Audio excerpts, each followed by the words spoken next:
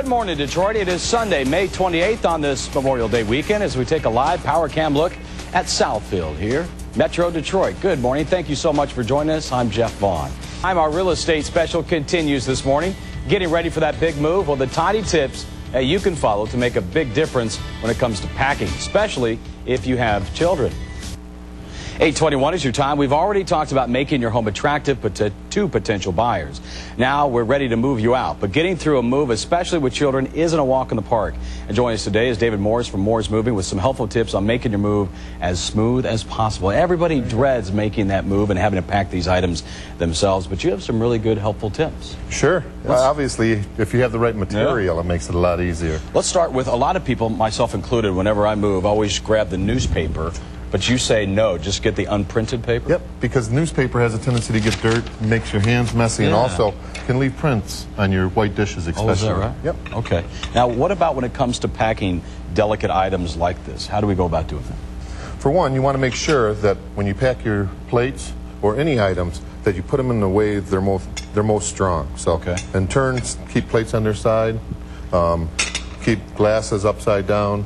Okay. They're stronger that way. So, as you're wrapping them, make sure that you pack them with lots of paper and just do like tiers in the box. So don't stack them up like this here with the paper in between them? Really? Okay. Yep.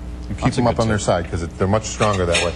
And you got to remember that truck is going to be bouncing a little bit as you're going down the road, so you want to make sure that it's now let's talk about some real fragile items. You have a suggestion on how to make it easier by packing with some different colored paper? Why is that? Oh, sometimes when you have real small items, such as this, you'll have a tendency whenever you're unpacking to throw them away because you don't realize they were packed in something. So if you use colored paper or something, you'll make sure that you know that they're there.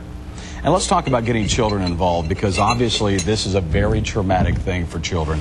They're leaving their neighborhood, but you say that you can help make them part of the move. How do you do that? For one, let them pack their favorite toys. Let them be part of that packing process. It's very important.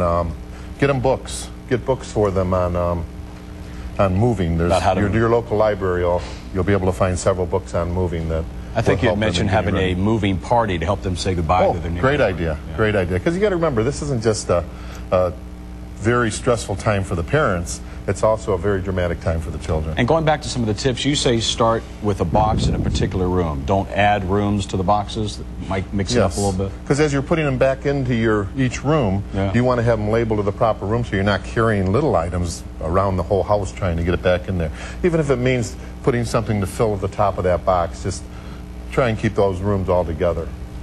And be specific when you label those boxes. I myself have labeled a kitchen, open it up, and hey, it's got bathroom stuff in it.